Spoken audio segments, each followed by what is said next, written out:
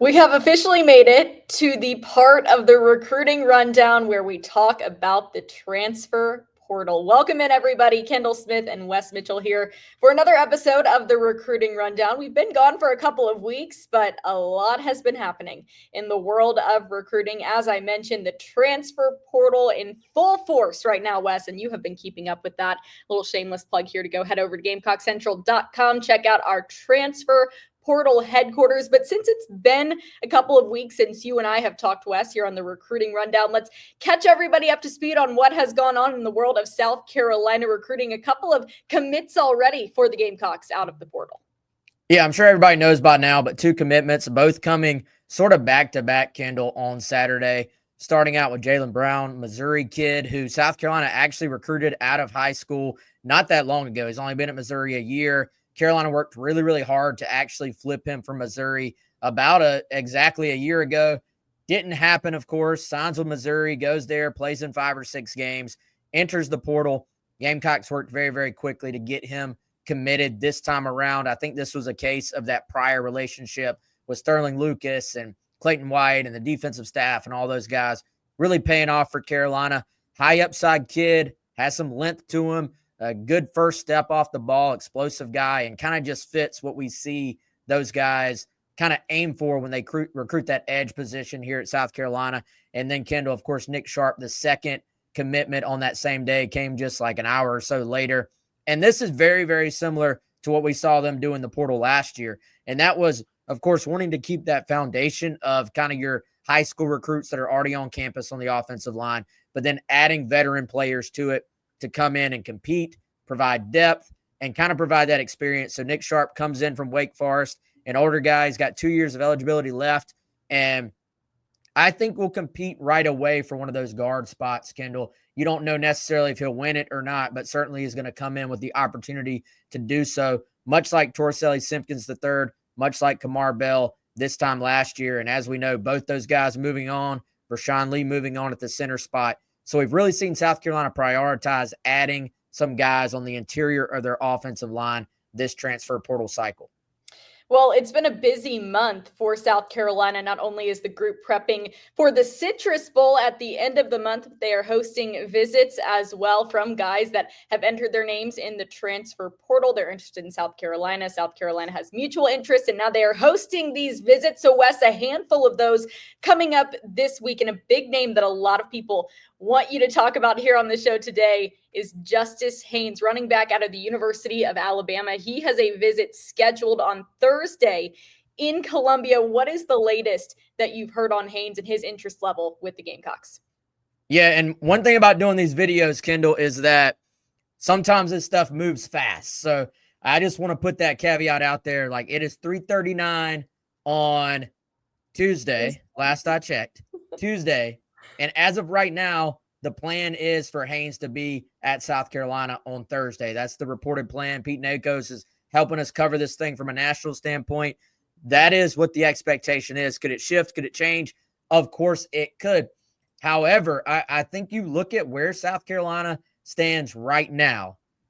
They are quietly, I would say, very much in the race for Justice Haynes. You look at how quickly he set up a visit to South Carolina. You look at how quickly the Gamecocks started being one of the schools that was mentioned, right along with Ole Miss is involved, Michigan is involved, Ohio State potentially involved.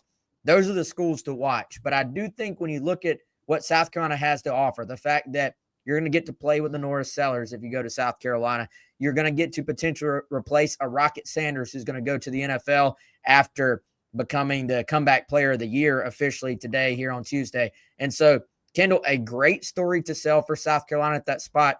They're going to prioritize him. They're going to make sure, assuming that visit takes place on Thursday, that he leaves Columbia knowing how big of an opportunity and how much he is wanted in Columbia. South Carolina has been very patient in the portal at that position.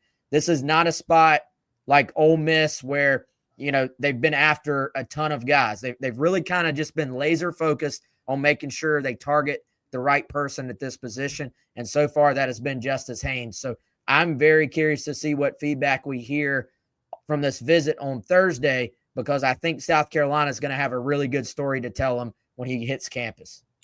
And it's not just Haynes with a visit plan to Columbia. Like I said, a handful of guys. So who else, Wes, stands out to you at this point for guys that are scheduled to come to South Carolina and take visits who have their name in the transfer portal? Yeah, Kendall, it's kind of coming in waves here a little bit if you look at our confirmed visits. And I'll be honest, there's probably some guys that have made it through that haven't landed on the list and just haven't been confirmed because, again, these things move so quickly during the transfer portal era. The first wave, I would say, you look at a guy like Gabe Brownlow-Dindy, who comes in from Texas A&M. Chris had a note on him on the message board earlier today that, yes, he made it in. He's doing a 2-day visit. Some guys do 1-day visits when it comes to the portal. Sounds like a 2-day visit for him. A guy a lot of Gamecock fans have been intrigued by is Andrew Jones, who is a linebacker from Grambling. He made it into campus late on Monday night, but the bulk of his visit was going to take place today. We know linebacker is a huge priority for South Carolina. I'll be very curious to hear what the, feedback will be from that trip, because I know Carolina was really interested in making sure that he had a good visit during that trip. Then you sort of start to move it ahead when you get into Wednesday and Thursday. Derek Simmons is a Western Carolina offensive lineman that's supposed to be in. Justice Haynes, as we mentioned, in on Thursday. And there are still, I would say, some guys that, Kendall, are trying to lock in their visits just logistically, maybe aren't completely confirmed yet. Horatio Fields is someone we're tracking closely. He's from Wake Forest. He is in the portal as of this exact moment. He is visiting Auburn and is kind of eyeing Thursday or Friday for a visit to South Carolina. As of like an hour and a half ago, that still was not completely confirmed. They were still kind of going back and forth on when that might actually take place. But South Carolina hoping to get him on campus again for Thursday or Friday. So, and that's not the full list. You can go check out the confirmed guys on Gamecock Central on that headquarters you mentioned. But also, we're completely transparent. I'm sure there are guys that have rolled through that maybe just didn't get caught in our, information yet, because the portal recruiting is just different than high school recruiting, where it's very structured. Most official visits for high school guys comes on a weekend, and you can be like, hey, here are the 10 guys that are visiting this weekend. There are constantly players in and out when it comes to campus visits, when it comes to the transfer portal.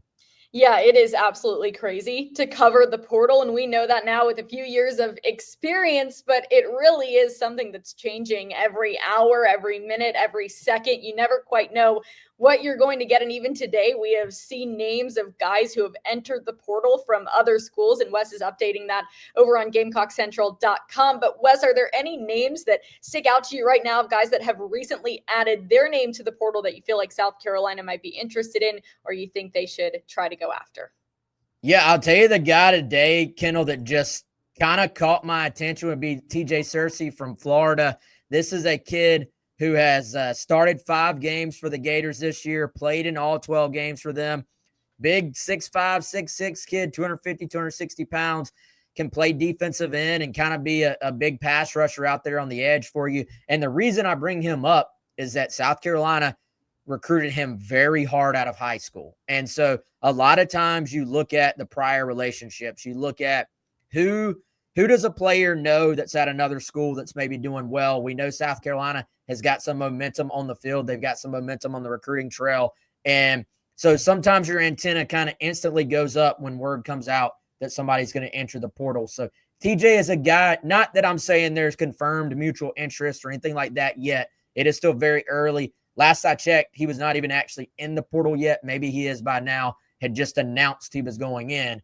But whenever kind of proven talents, like he's played at Florida, he's played well. When a proven talent goes into the portal and it's a guy that you recruited out of high school, you always start to take notice a little bit. But Kendall, I mean, as you said, this thing has been crazy. Like there's kind of that initial wave of guys that go in, but then there's like a slow burn almost, where it seems like every day there is a random guy from around the country that you're going, man, I remember that guy, following him in high school a little bit, and now there he is in the portal. So we will continue to track it as well as we can on Gamecock Central.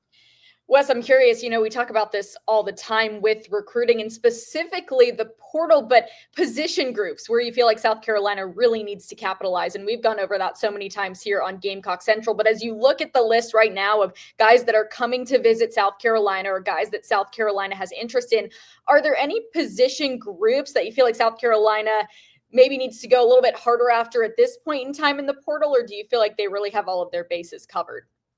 Yeah, Kendall, I think they have a good plan, but the two spots that I think you're going to be looking at this week as these guys roll in and out, and I think it's fun for Gamecock fans to talk about a Justice Haynes, talk about a Casey Concepcion, who is another kid out of NC State, wide receiver, just an absolute stud at a skill position that Carolina could use either one of those guys. But I think when you start to dial in on priority and position-based priority, I still go back to linebacker and defensive line, particularly defensive tackle, like the interior of your D-line. Having Andrew Jones coming in, like I said, they were really looking to get Josiah Trotter in as well. He committed to Missouri before he ended up visiting South Carolina. So I look at linebacker and then specifically those guys, and that's a spot where they're going to have to land a guy or two to feel good about where they are. When you look at, of course, Debo Williams, Van Martin Scott, Demetrius Knight, all those guys moving on from this current team. We look at defensive tackle, Boogie Huntley, of course, moving on. Taka Hemingway. You look at TJ Sanders, likely a high draft pick as well, even though he has 1 year of eligibility left. So that's to me the big picture. Like, you've got to dial in on those two positions. And I think we'll have a good feel at the end of this week, Kendall, for exactly where they stand at those two spots. Well, Wes, keep up the great work. We certainly appreciate it. This will just continue to get crazier and crazier and crazier. But South Carolina looking to make a big time impact in the transfer portal. We have seen them pick up some big time names in the past. Spencer Rattler being the first name that comes to my mind. I remember that day, Wes, when we found out that Spencer was coming to South Carolina. What a crazy day that was. It was like late at night, and I will literally never forget it. Our group chat was going crazy. So yeah, the group chat right now for Gamecock Central is going crazy as well because we're trying to keep up with everything that is going on. But you're doing a great job, as is Chris and everybody else on the GC crew. So we appreciate you. We appreciate each and every one of you for watching this edition of the Recruiting Rundown. We will have more coming your way soon as we continue to keep up with the transfer portal. But for Wes Mitchell, I'm Kendall Smith. Thanks so much, everybody, for joining us. Have a great rest of your day. This has been the Recruiting Rundown here on Gamecock Central. Head to GamecockCentral.com for more.